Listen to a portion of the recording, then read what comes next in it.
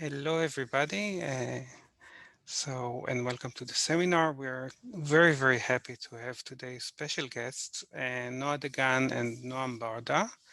And they are all kinds of doctors, MDs and PhDs. So these are the kind of doctors that whatever needs you have, they can accommodate. And they are currently postdocs at Harvard remotely and hopefully soon in person. And they're going to tell us about a very exciting work, a little bit different than some of the things we're hearing here, that involved large collaborations, multidisciplinary collaborations with Clalit Healthcare, which is, I think, the biggest healthcare provider in Israel. And they're really going to show us how machine learning looks when things get real and the relations to fairness. Okay, and with that, I will let you take the stage. Okay, so hey everyone, we'll split it down the middle. I'll take the first half. I'm Noam. I think we have quite a bit of time, and so I'll try to go slow over the parts that maybe are less familiar to people who are not in healthcare. So first, let me tell you about Clalit. In Israel, health insurance is mandatory, and it's given by four public, though not governmental, health organizations that are integrated payers and providers, the largest of which is Clalit. It insures 53% of the population, that's 4.7 million current members. It directly operates a very large chain of community clinics and also about half the acute hospital beds in Israel. Like I said, it's an integrated payer provider. So it tries to directly provide most services, and what it can't directly provide because it doesn't have, it buys from other organization. Thanks to some smart people who were around years ago, it's been digitalized almost fully since about the year 2000. And because of some weird cultural thing in Israel where people never change health organizations, even though they can, it has a low dropout rate between 1 and 2% yearly. So what this basically means is what's written on the right. Clalit has tons of good long-term data on a great many patients that covers nearly every facet of a person's health. So we have primary care and we have laboratories and specialist care and hospitalizations and imaging and mm, everything you could possibly think of. Within Clalit, we work in the Clalit Research Institute, which is just the organization's dedicated research institute. It's a multidisciplinary group that has clinicians, people who do data engineering, statisticians, machine learning experts, epidemiologists, and it has a very clear and very, I think, benevolent mandate because Clalit is a non-profit organization, and it has basically all the incentives geared towards helping people improve their health. So there aren't any thoughts about, well, maybe we'll benefit by people being sick or anything like that. Just doing as much good as possible. The research institute has the very simple mandate of taking all this wonderful data and turning it into actionable insights. So we do research also for research's sake, but our main goal is always thinking about implementation, policy, day-to-day clinical care. Uh, Clalit, so people who are versed in the healthcare AI literature know that there are a lot of talks about the implementation gap. Everyone is doing predictive modeling, everyone is doing decision support systems, but very few of them actually go to production, actually go to clinical care. So this is actually not the case in Clalit. Clalit has been fielding prediction models for the past, I think, about 10 years. And these are just 4 examples out of a great many more. So we have a model aimed to preventing readmissions. sorry, we have a model aimed at preventing progression from pre-diabetes to diabetes. We have a model to prioritize outreach for flu vaccinations. We have a model geared towards preventing people from deteriorating into end-stage renal disease if they have mild renal disease. All of these models are in production. They are being used more or less, depends on the specific model, by clinicians making actual choices about actual people. And it's been like that for, like I said, about 10 years. It used to be, and maybe I shouldn't admit it, but it used to be pretty hard for us to make prediction model. It took us quite a bit of time. We lacked the computational resources. We were maybe not very experienced, and it would be months, maybe over a year, just to create a good validated model. But this is changing. It actually has changed. And now talking to you, we can, thanks to advances in computation and our knowledge and the pipeline, we can create a prediction model, a good, internally validated prediction model for nearly any outcome that we can see using the database within hours. I'm not kidding, hours. If we were to decide to do it now, we would have a good internally validated model by 3-4 hours from now. And that sounds perfect, right? So now we can put models everywhere. We can predict risk on everything. But what that actually did is that it shifted the focus from the technical challenge around developing models, which has lessened, into other challenges around prediction model development. The first of which is obviously the challenge that everyone is talking about, the implementation gap, how to integrate it into clinical care. But there is another challenge, which is what we'll be focusing on today, and that's the issue of fairness. Prediction models, and we'll touch on that throughout the lecture, are complicated thing when you put them into clinical practice. And sometimes they can do bad. They can do bad things, not just good. So that's what we'll be discussing today. Can I interrupt you to ask a question? Definitely. Yeah, you mentioned like four these four tabs that about different examples. Can you maybe name one example a little bit in more detail, like what kinds of model and what kind of action it turns into? That could be helpful as a running example to keep in mind throughout the talk.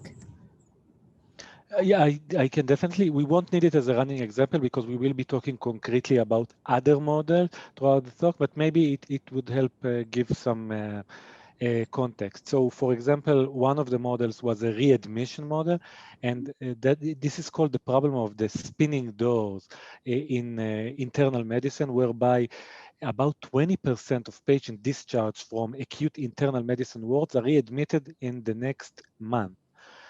Because patients usually suffer from myriad chronic conditions that you never quite cure, you only manage. So that's obviously very bad. We're not helping patients if they just keep coming in and out of hospital. So this model predicts the probability of a patient to be readmitted.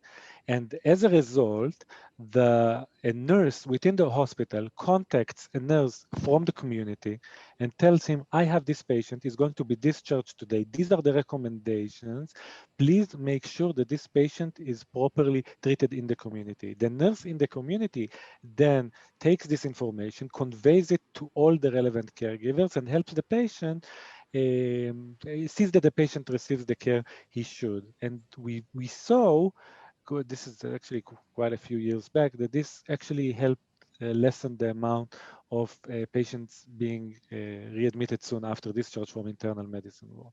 This is just one example, and again, we'll have another concrete example talking about the big thing we'll be talking about. Okay, thank you. That's really helpful. Yeah.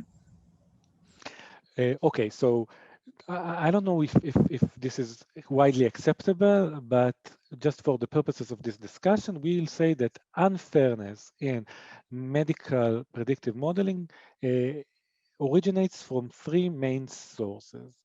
The first is unfairness in the data, the second is unfairness stemming from the modeling process, and the third is unfairness stemming from the implementation side of things. We will be focusing on the second one, and we will show a way we employ to mitigate such unfairness, but we will also touch very briefly on the data side, just raising a couple of outstanding issues that people are discussing, and Noah will also touch a bit more at length about the implementation side. So the first thing we'll be talking about is unfairness originating from data. Usually we use historical data for training prediction models, and historical data is fraught with biases.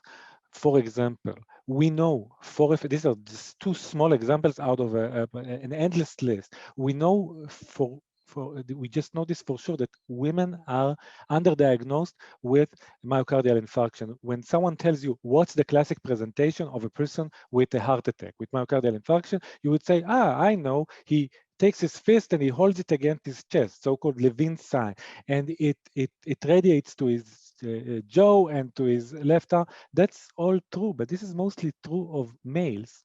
Females tend to present differently with myocardial infarction. We've just been mentally trained to think about the male presentation. So women are underdiagnosed for a lot of diseases, specifically myocardial infarction, within emergency rooms. Now imagine training a model to predict myocardial infarction within emergency room and think about what that would do. Another sort of problem is differential missing data. For example, people who are of a lower socioeconomic status will usually have less contact with the healthcare system. They are usually less medically literate, and that would result in more missing data. Missing data tends to degrade prediction model performance. So we will have a differential gap between people of good socioeconomic status and low socioeconomic status. That's, as you can imagine, a bad thing. There are many more examples, and in other fields, if in other fields, they have maybe simpler solutions. Maybe, I'm just saying maybe, I'm not blaming anyone. For example, this famous news article said that Amazon found out that their hiring model, AI model, was biased against women. So they scrapped it. And in a lot of fields, what they try to do is a sort of statistical solution. They try to create independence between the predictions and certain variables that are considered protected, that should not have any relation to the prediction. So for example, for the Amazon case, it would make no sense for the model to predict differently for women versus men. So they make the model independent of sex, etc., etc. But it's completely unclear that this would be a suitable solution in medicine, for example, because men do have different risk than women, and this is clinically relevant. For example, because of hormonal differences, etc., males experience cardiovascular disease at a younger age. So we wouldn't want the model to be independent of that. That's actually one of the most important predictors. So that's one thought. Another issue that has really been gaining a lot of attention over the past few years and has, I think, is a very, very good. So I see a question from Jamie saying that maybe it is relevant because women have a different performance in the job market, and I don't disagree, and I'm not actually purposely avoiding that. But what I'm trying to say Sure, is that sure. in no, it's a good question. I'm trying to say that in other fields, they decide that a certain variable, that's a decision. It's just a decision. A reasonable man could disagree, also a reasonable woman. And then they make sure it's independent. But we don't have that privilege.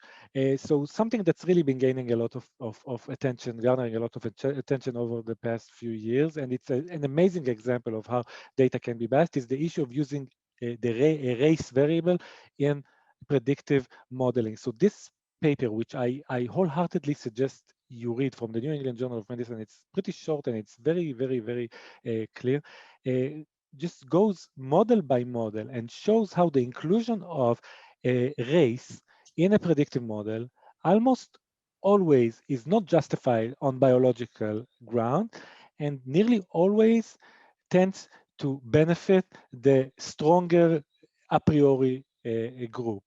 And this is not a singular case. This is pervasive. Apparently, I actually did not know that it's pervasive in medicine, and this raises the question of what do we do with that. Another example that came from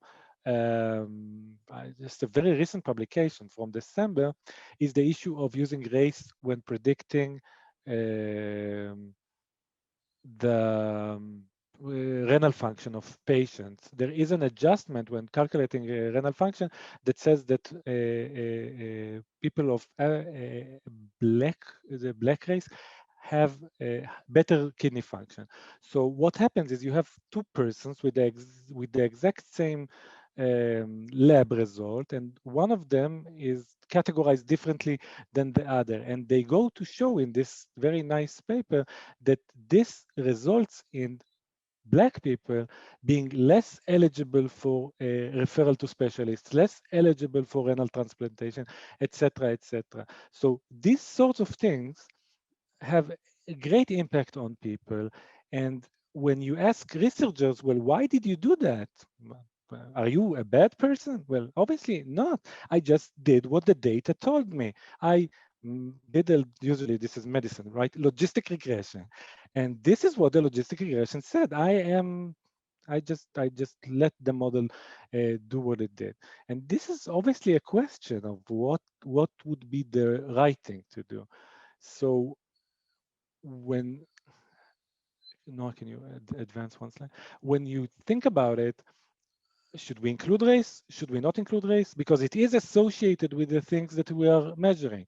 So maybe one person would say, well, we shouldn't include it because usually it's more a result of past race inequalities. Another person would say, no, we should include it because race is associated with genetics and genetics are in the biological pathway. But maybe the more correct conclusion, and I'll finish all the data talk with this, is that we should just think of whether we're doing harm or we're doing good. Because like the paper from New England shows, we are doing a lot of harm with these things. So regardless of biological pathways, we should probably just think in a very utilitarian way. But let's advance. Let's progress. So the second thing we'll be talking about is unfairness stemming from the modeling process, and this is where we'll focus most of our attention. And I'm not teaching anyone about predictive modeling here. In general, models train by minimizing an objective function over the entire training set. One way or another, this is what they do. This is very reasonable. It in a very objective manner, it maximizes something that is correlated with performance. The problem is it does so on average on the entire training set, which invariably, and I'm saying this clearly, invariably results in populations that are underrepresented being mistreated. They are getting non-accurate predictions. So to state it another way, the model is unfair to minority groups. Now, notice that I said not accurate and I left it purposely undefined. So what do we mean when we say a prediction model, specifically in the realm of healthcare, but in general, is well-performing or not well-performing? So these are the two main families of performance measures in predictive modeling. On the left side, you see the family of discrimination measures. Now, this is not bad discrimination. This is the ability to discriminate people who will have the event, the relevant event, versus those who will not. So this is good discrimination. And these are the measures which you are probably familiar with, like the area under the receiver operating characteristic curve, the so-called C statistic. And when looking at a specific threshold, these are the measures called sensitivity or recall, specificity, positive predictive value, or precision, all of that family of performance measures. They're super important. The purpose of a model is to discriminate between yeses and nos, but we will not be directly addressing these sort of performance measures today. Rather, we will be focused on the right side of the screen, calibration. No, can you move one slide? I'll explain using the next slide. So this is a calibration plot, which is just the God honest way of showing if a model is calibrated. On the x-axis, you see the predicted risk, which is a continuous variable between 0 and 1. On the y-axis, you see the observed outcome, which for a binary model is 0 or 1. Using some statistical smoothing like LOS, we can see how the predictions and the observed events correlate. So we want to be, when predicting, on the exact 45% line, because that would mean that if we say that someone has 30% probability of, say, myocardial infarction, that indeed 30% of these people actually suffered a myocardial infarction over some time span, which we decide. I aim to convince you in this slide that calibration is important, maybe even the most important thing in a medical prediction model. And why is it important? Say, you could tell me that if the model is perfectly discriminating, why would I care if I shift all the predictions here or I shift all the predictions there, as long as they're well ordered? Well, the reason is that decisions, specifically in medicine, but also in general, are often made based on absolute thresholds. So for example, we will be talking about cardiovascular disease. In cardiovascular disease, when someone has a risk of over 7.5%, we give him statins, which is a drug to lower cholesterol. When someone has less than 7.5%, we don't give him statins. That simple. And if the risk is off, we will be giving statins to someone who shouldn't receive them and is more likely to suffer from side effects. And the opposite if the mistake is going the other way. More specifically, throughout this lecture, we will be talking about a metric called calibration in the large, which is just the odds ratio between the average prediction and the average outcome. That's all it is. When it's perfect, it should be 1, because it would mean that 45% had the event and we predicted 45% on average and everything is fine. When it's too high or too low, we are miscalibrated on average.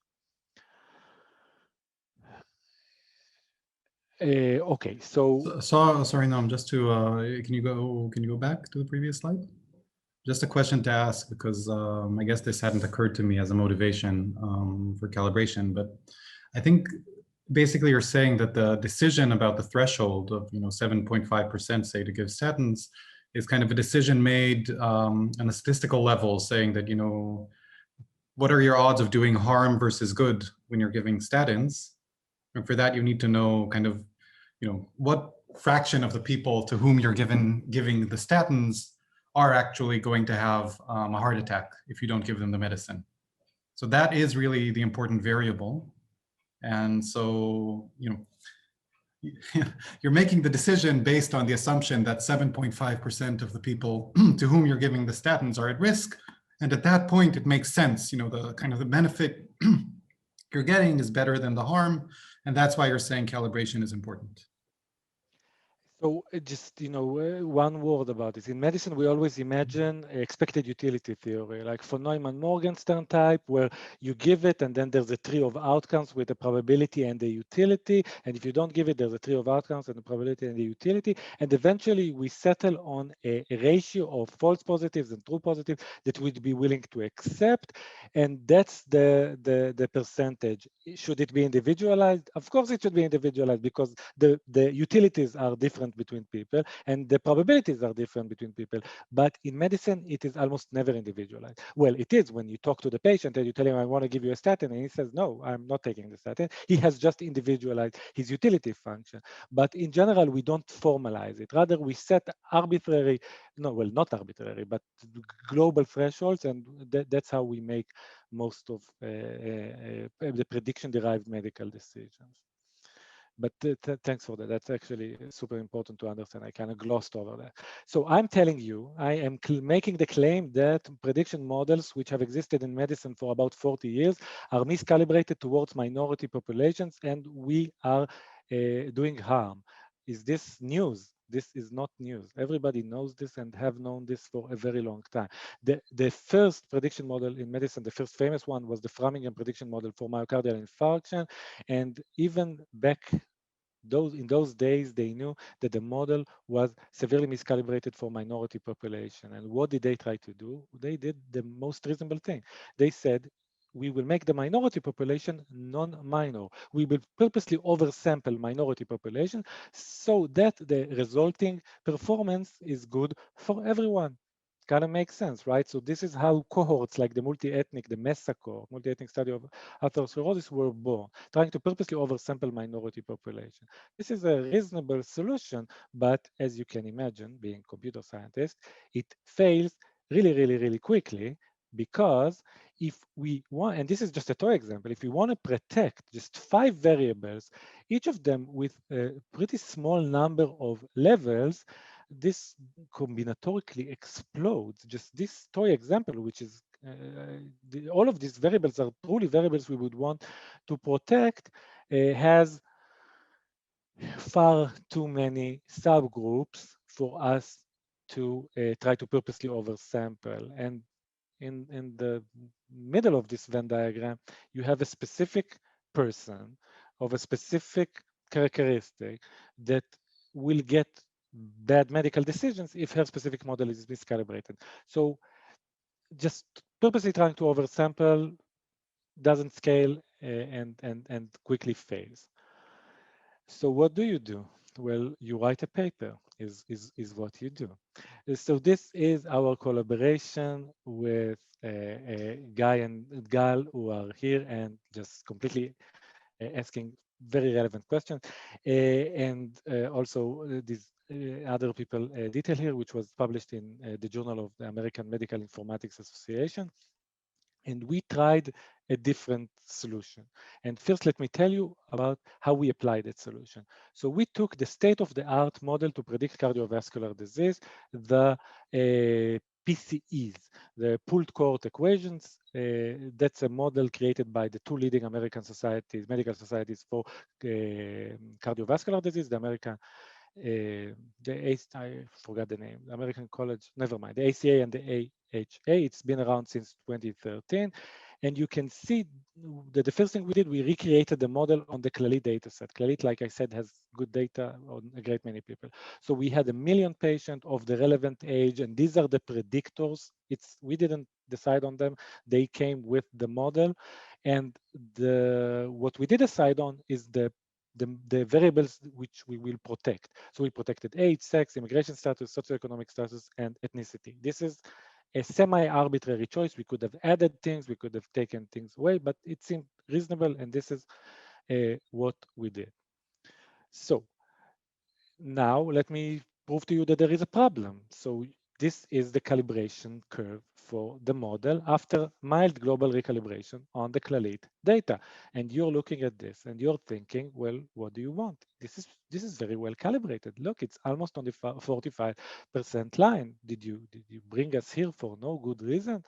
Not only that, when we look at the calibration in the large, it's practically 1.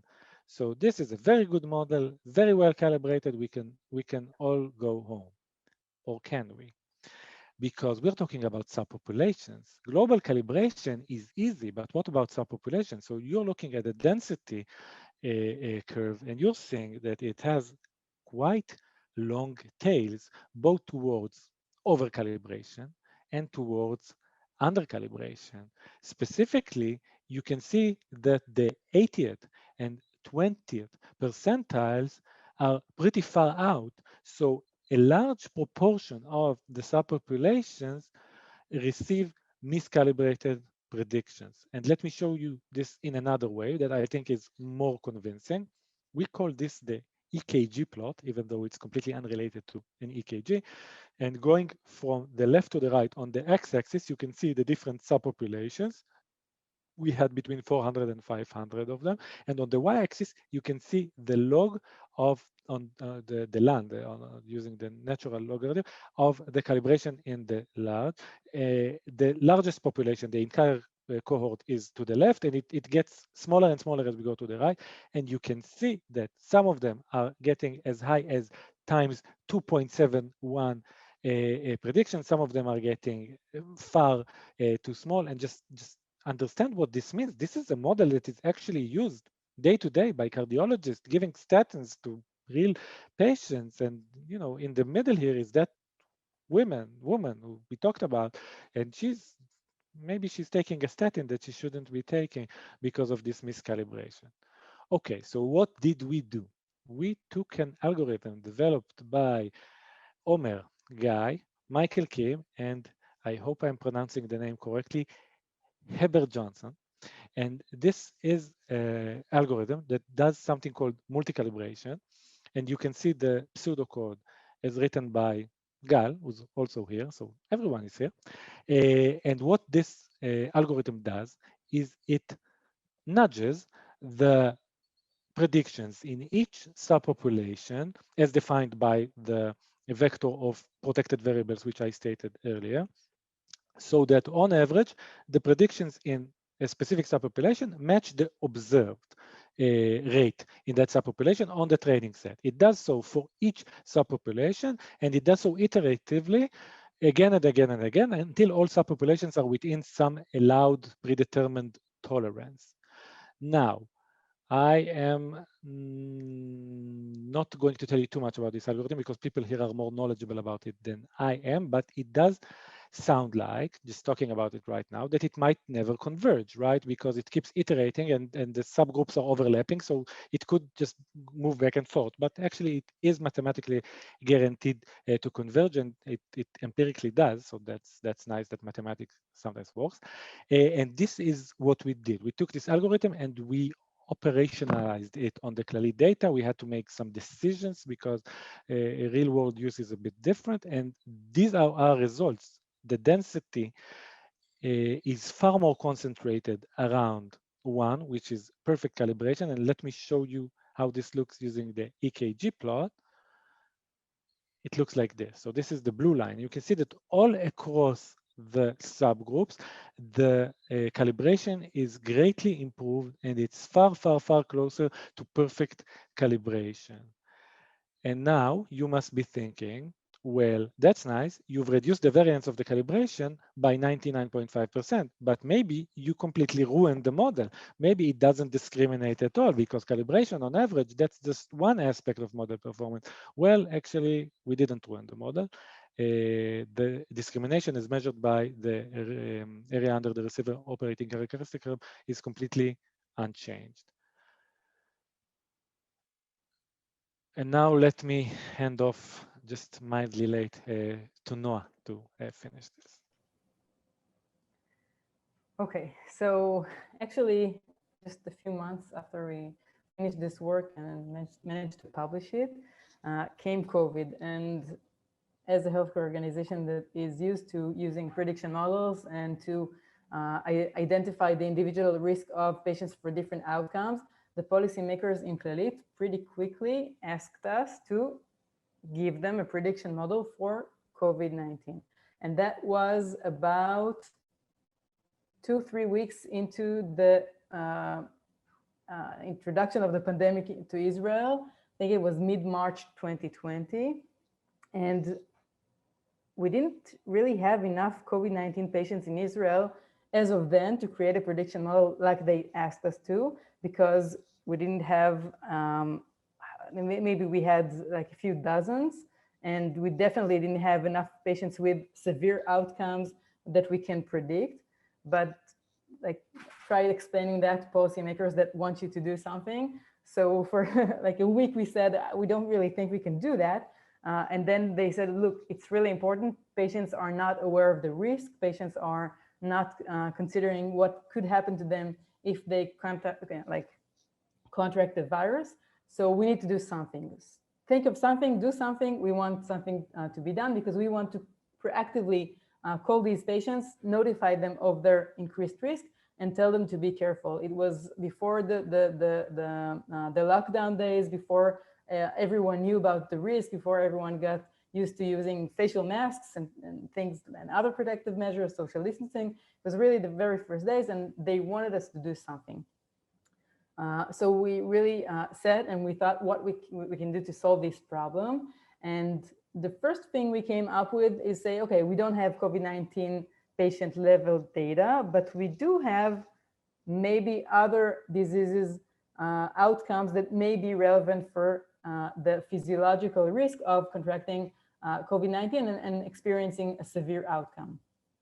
So the first thing we did, and we just like basically went ahead and did it before we really knew how we will advance with the results, is to create a prediction model for severe respiratory illness, which was based actually on I think one of the prediction models that Noam showed you at the very first slide, on an old prediction model that we used to prioritize flu vaccines in previous years.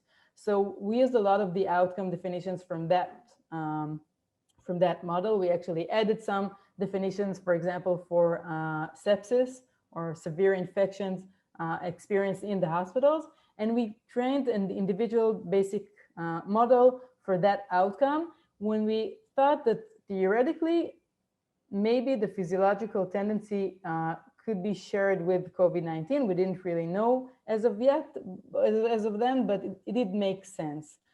So we trained that model and it actually worked pretty well. We used a machine that we have to basically iterate through every variable that we have in the database, about 15,000 variables that are used as candidate features for the model. And from these features, we basically medically selected the top 30 variables that seemed physiological, that had physiological logic, that could be relevant both for severe respiratory illness and for what we knew as of then about COVID-19, basically through reports from China.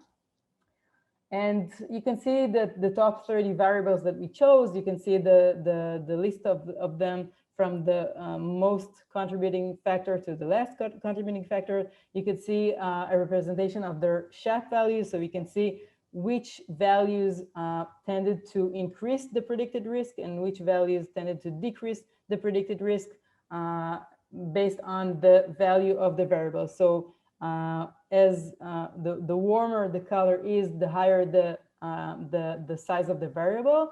And if it goes to the right, it increases the risk of the prediction. And if it goes to the left, it decreases the risk. And you can also see on the right some of the specific variables like age and percent of lymphocytes and albumin levels, which all made very relevant medical sense based on our previous knowledge.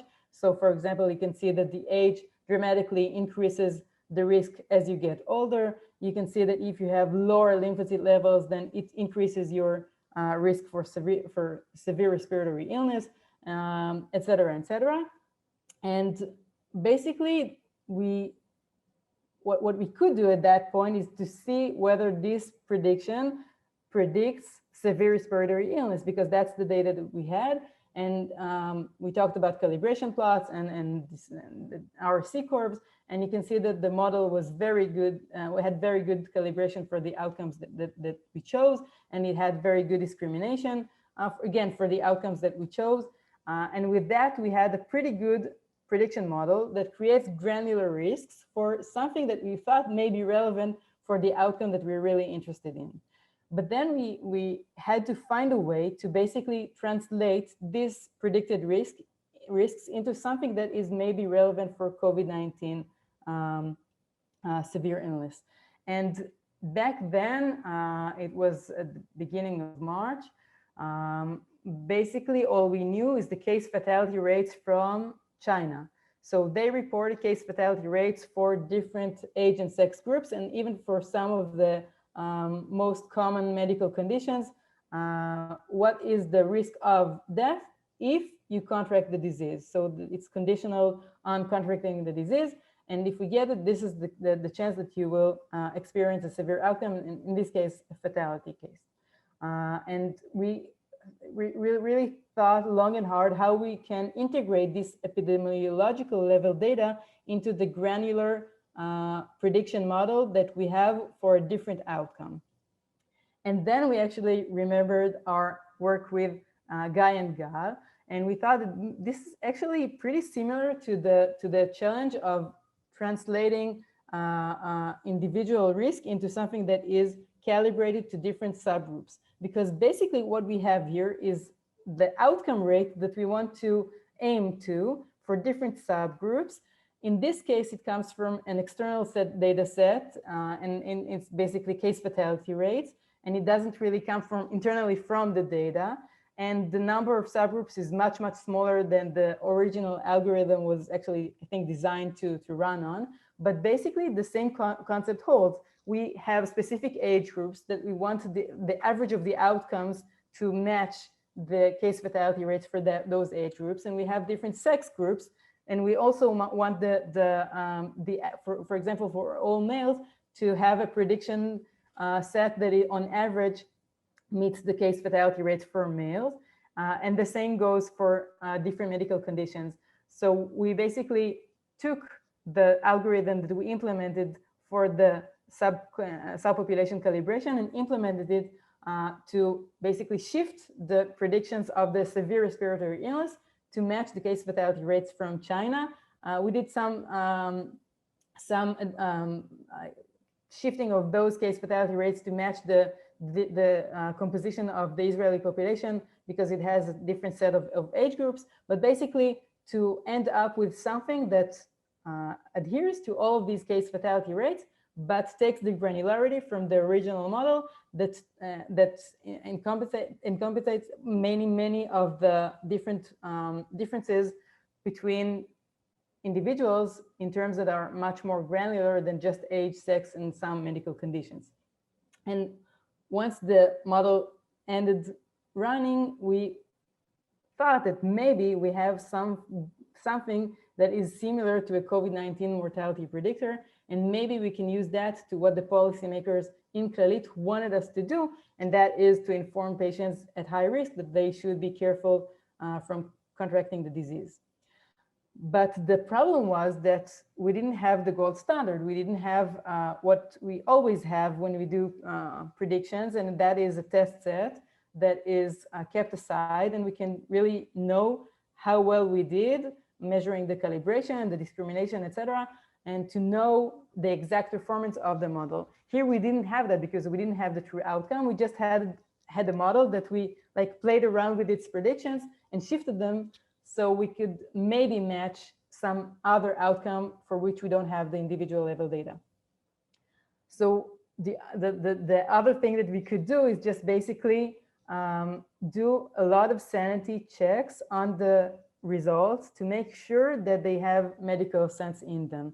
So in these days, and I distinctly remember them, day and night, we sat, and for a few days, we stared on different histograms of the predictions, and we sliced them in different ways and using various variables again and again until we really felt that we can trust the results. For example, here you see the predicted risk before the shifting and before using the multi-calibration algorithm and after using the multi-calibration algorithm. And you can see that basically the histogram shifts to the right because the case fatality rates for COVID-19 for older age groups is much higher than for other respiratory illnesses that we usually encounter using during the winter season. And we basically did the same for many different subgroups in the data. So for example, you can see the distribution of the risks in the new model for cardiovascular disease, for diabetes mellitus, for respiratory illness, for hypertension, et cetera. And for each of these, we wanted to see how individuals with these conditions basically have higher rates of severe or higher predicted mortality rates than their other individuals like them who don't have that pre-existing condition. And again, we stared at these histograms, I think, days and nights until we felt confident enough that we can use these results. And once we finished with that, basically, it was, I think, a Friday afternoon, we dispatched the first implementation of these results. And the first thing we actually did was to send SMS messages to the group, which was defined as the very high risk group. That was the top 200,000 individuals in Clalit with the top risk of, I think it was about above 10%. and they got an SMS message that basically says, listen, you guys are at high risk. Be careful, maybe avoid the what we call the Shabbat dinner, and don't meet with your family, with your extended family, and stay home and keep safe, because we think that if you will contract the disease, your chance of experiencing a severe outcome is very high. And that was right before the weekend, and within the few weeks after that, that top very high risk group actually received personal phone calls from the care professionals in their clinics, people that they actually know, nurses and physicians, that told them the same message again and again. And we want to think that it made a difference in those first days of the pandemic. And if a patient did contract the disease, then the risk prediction actually was used for deciding how to take care of that patient. So if that patient was in the high risk group, which was above an absolute risk of 5%, if I'm not mistaken, then that patient received a much more thorough protocol phone calls to check in on them when they're admitted to their homes. And if they were if they were at the very high risk group and they were triaged to be treated at home and not in the hospital, then basically the decision was reconsidered to maybe treat them in the hospital, despite the fact that currently they seem clinically well, because maybe they will deteriorate in the upcoming days. So basically the prediction model, which was constructed without any individual level data, was really broadly used in clinics, both for prevention purposes and for treatment decisions. It actually was used for other things like allocating PCR tests when we didn't have enough in those very first days. But that was, I think, in the few first months of the pandemic. 2 months later, when we did have what we then thought was a large cohort of COVID-19 patients, in retrospect, when I look at these numbers, they seem really small compared to later work that we did when we had much more COVID-19 patients. Sometimes those rates were the daily rates of infected that we had in Israel. But we used the about 4,000 individuals with COVID-19 confirmed cases to see whether or not the prediction model was accurate. And we actually found that the baseline model for the severe respiratory illness was, as expected, very uncalibrated. And once we calibrated it, the calibration plots seem much closer to the diagonal. It's not as close as a prediction model that is trained on individual level data, but it's I think we were very pleasantly surprised when we saw it, because it was much better than we expected based on the very coarse process that we took in order to get to this model. And if we use decision curves, we again see that for every basically for every threshold, the net benefit is better for the retrained model, the calibrated model, compared to the baseline model.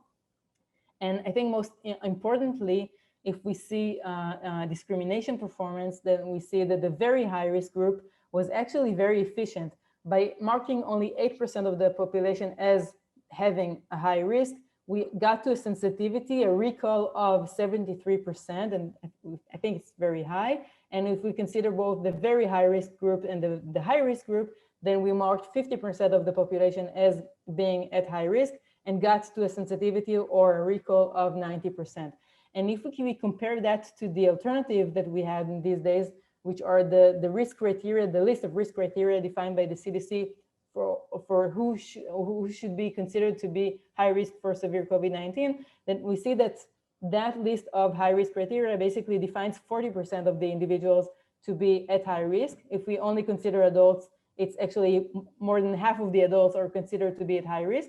So of course they have very good recall of 98%, but it doesn't really serve to any intervention, any proactive intervention, because you can't really proactively intervene with 40 or 50% of your population. So the alternative of just using a list of risk criteria, which if you have this or that or another condition, you're considered high risk, integrating all of these together with your age and the interaction between these features basically is much more efficient, and you can see those curves on the right. If you're interested in reading more about these models, then you can use this NatureCom publication.